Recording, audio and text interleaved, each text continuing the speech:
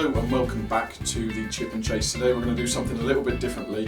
We're going to head up to Old Redcliffians Rugby Club and film our very own documentary about the differences between grassroots rugby and professional rugby.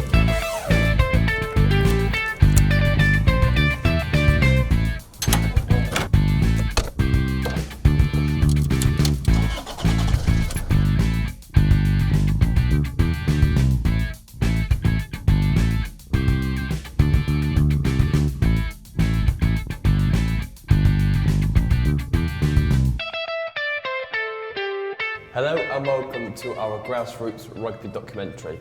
We're here at Old Redcliffians, a club founded in 1918, stemmed with history throughout the ages. We're here to understand the real differences between grassroots rugby and professional rugby.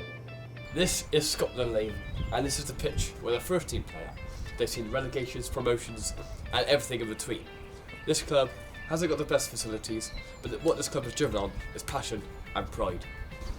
We're here to talk with first team head coach Dan Cox about the differences between Premiership teams and grassroots teams like Old Reds, mainly focusing on what makes a good club, cultural differences and facilities. So I've been here for 3 years. Before that I'd coached at another club that was a few leagues down.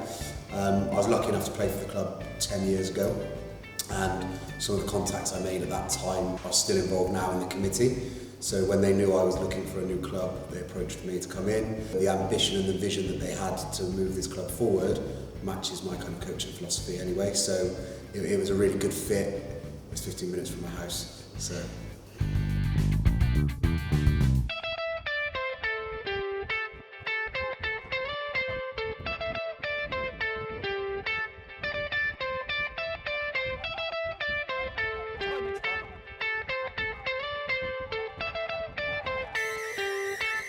I think we're one of 48 clubs, senior playing clubs in Bristol. So in terms of fan base, within 2 miles of here you've got another 4 clubs. So it's actually quite difficult to get people through the door.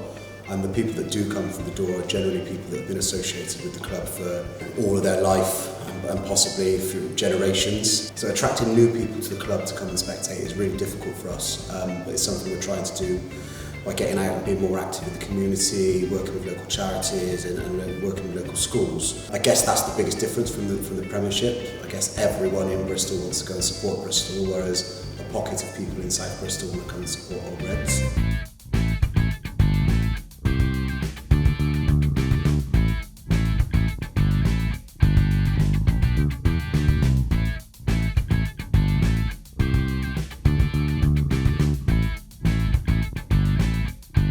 Clubs like Old Reds suffer financially on a regular basis, meaning not much investment, lower facilities, lower standard of rugby. But let's speak to someone that experiences this firsthand, club chairman Matt Oakley.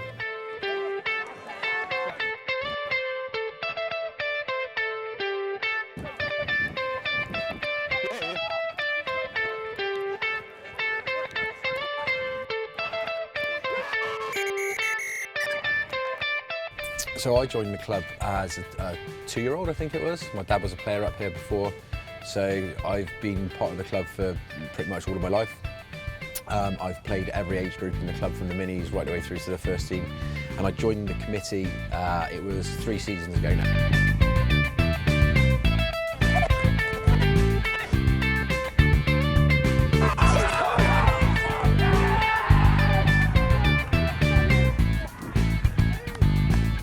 Expectations, really didn't know what we were getting ourselves into.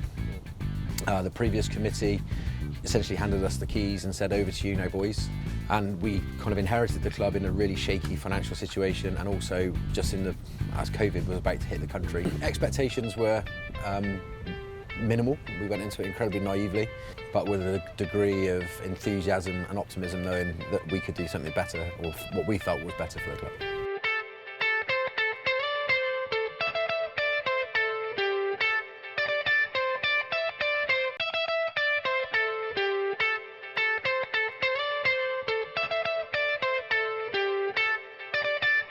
So as you reflect on this season, what have been the highs and the lows?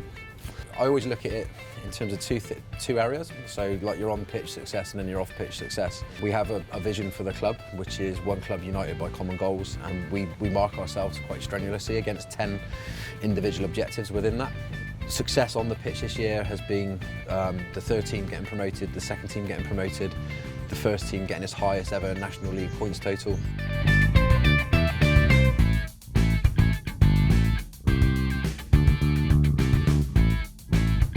We've also seen loads of success off the pitch from a junior perspective as well. We've also seen player numbers increase in the junior section and the formation of the Colts side as well.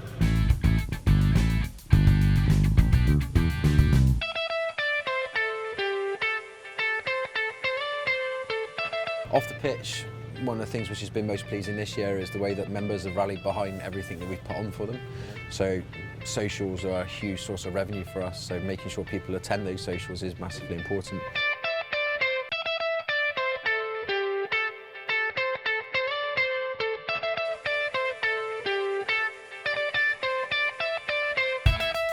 We've also seen a number of volunteers come forward and fill roles that were previously unfilled as well. I suppose if you were to kind of combine the two of them, this sense of harmony and togetherness is one of the things that we've tried to engender from a cultural perspective. And then the other side of that coin is looking at things commercially as well, and we've tried to get ourselves on a stronger commercial footing.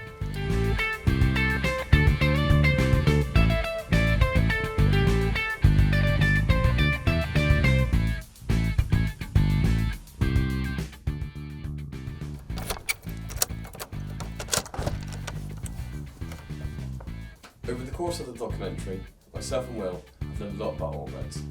Old Reds are a club that suffer from a lot of things, and so far we have understood that this happens across England and globally.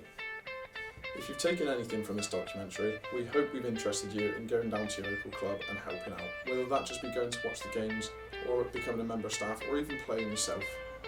But if you enjoyed this documentary, make sure you comment, like and subscribe to help us out. We really appreciate it.